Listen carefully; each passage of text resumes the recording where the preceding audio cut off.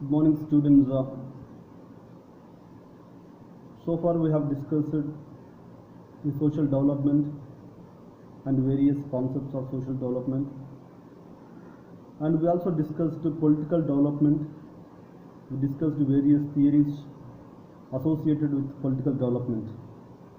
Now, let us look at the third chapter, that is economic development. Economic development, let us look at the introduction part. Let us look at the birth of capitalism, socialism and communism, the aspects associated with communism, socialism and capitalism, and the conditions or economic conditions during pre-British period and pre-British period and post-British period.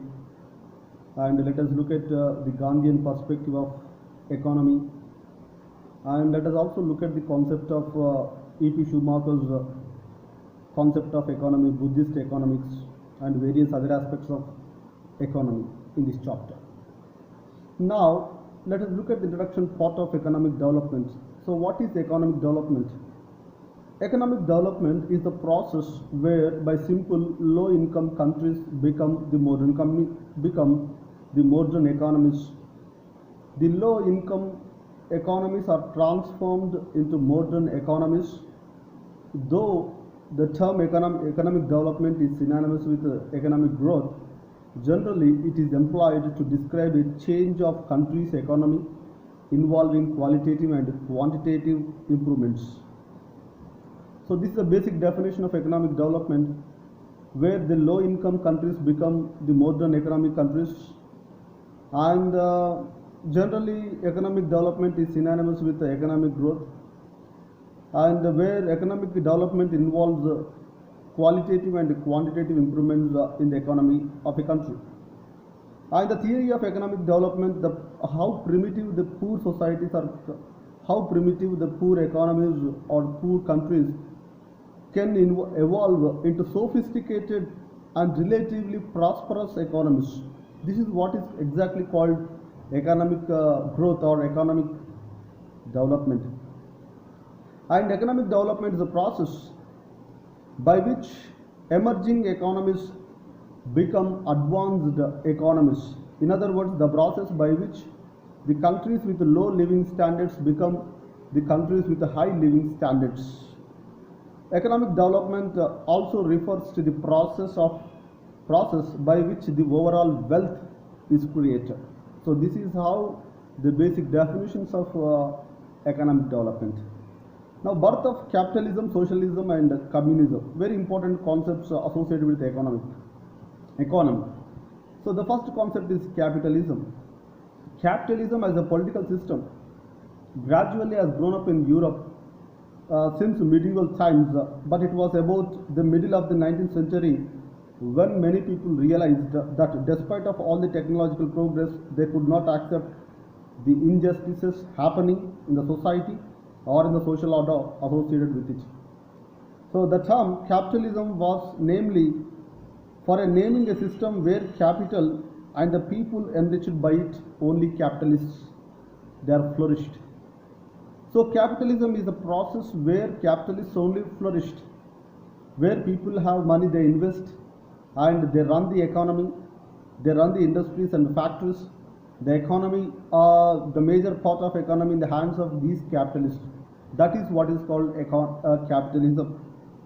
And capitalism actually it became popular during medieval period, especially in the European continent, until Karl Marx came in 1848.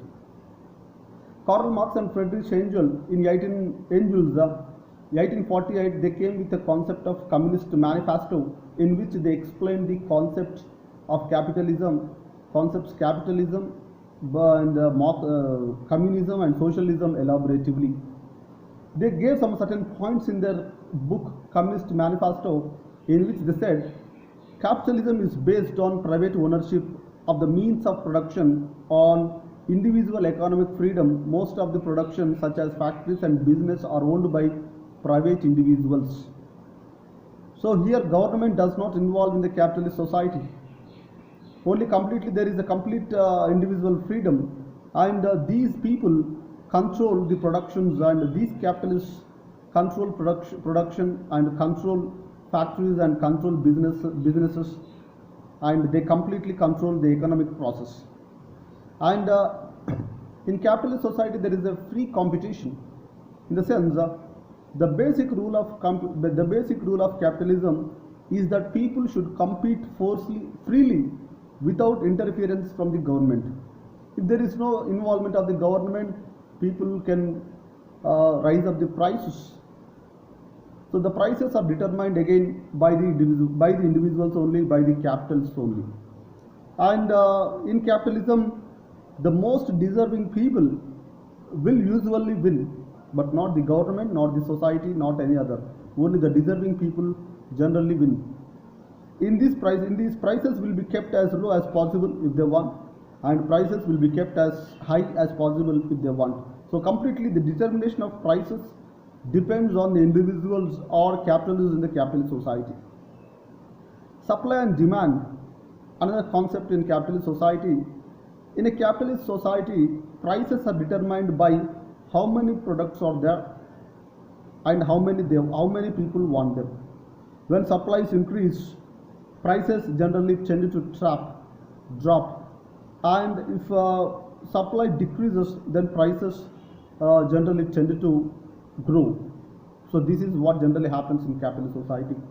So the law of demand and supply in a cycle is generally determined by these capitalists, and that harms the common people.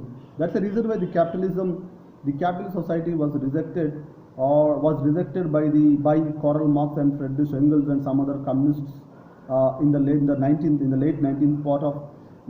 century part of the world. And the second concept, that is communism. So the first one is capitalism, where the complete ownership by the private individuals. Now let us look at another concept of economy, that is communism. In the classic view of communism, the communist society was the ultimate goal of destination for humankind. So in the view of communism, that they say that the communist society is the ultimate goal for humankind. Marx and Engels, in their critique of capitalism, pointed out that ruthless competition and a heartless pursuit of money are immoral, as they create exploitation of the masses by the very privileged ones. So this is another point we need to understand. Marx and Engels, they say in their critique of capitalism, they said the ruthless competition and the heartless pursuit of money are immoral. They create exploitation of people, and as an alternative, they envisioned a concept called communism, or a classless society without hierarchy, without currency, and without personal property, without private ownership or without personal property, where people would work in harmony, where people resolve their problems in a friendly discussions, where people produce enough goods and services, and where each person contributes to his or her abilities and receive according to his or her needs. This community centered form of social order is what is called communism. So communism is somewhat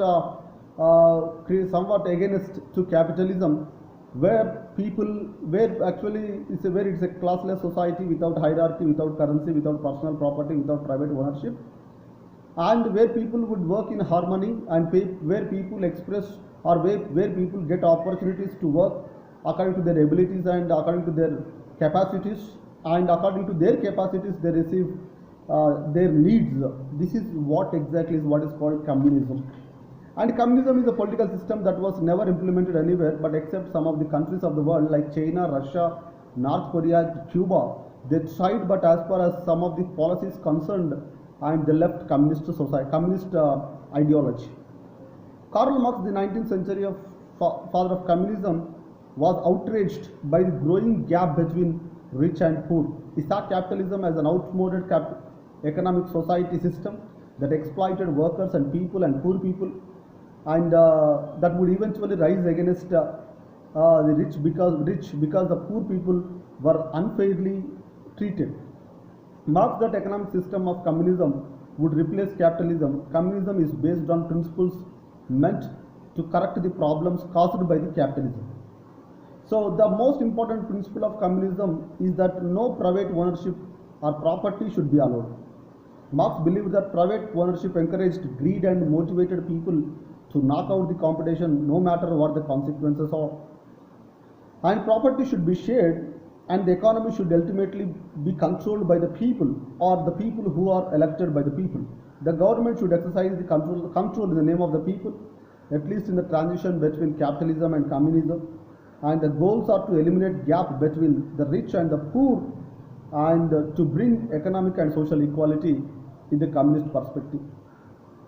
And the third one is socialism. Socialism again is a human invention.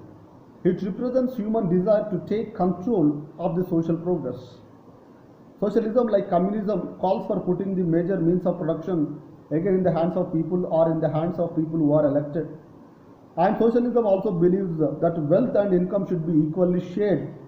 But socialists differ from communists in that they do not believe that workers will overthrow capitalists suddenly and violently. Nor do they believe that all private property should be eliminated. So the main goal is to narrow the gap between rich and poor according to the socialism. There is no pure capitalist or communist economy in the world. The capitalist United States has a social secure system and a government-owned postal services. Communist China now allows the people to get some of the profits on their incomes. And in socialism, by definition, the good of the society as a whole is collectively defined, and the representatives are given powers to implement it. Those powers only imply suppression of the rights and aspirations of the individuals who are perceived as not going along with what is believed as a good of the society at the time. The freedom of expression was another important aspect, as it was perceived as disturbing people's mind with absolute and immoral capitalist ideas. So, in capitalism, personal freedoms, in particular protection of private ownership, freedom of enterprise, and freedom of expression are essential. People should be free to pursue their economic interests. So, socialism, nothing but is a gap. It's a mediator between capitalist and communist society, and it brings about the equality in terms of economy and society. So this is what birth of capitalism, socialism, and communism, and definitions of economic development. Thank you.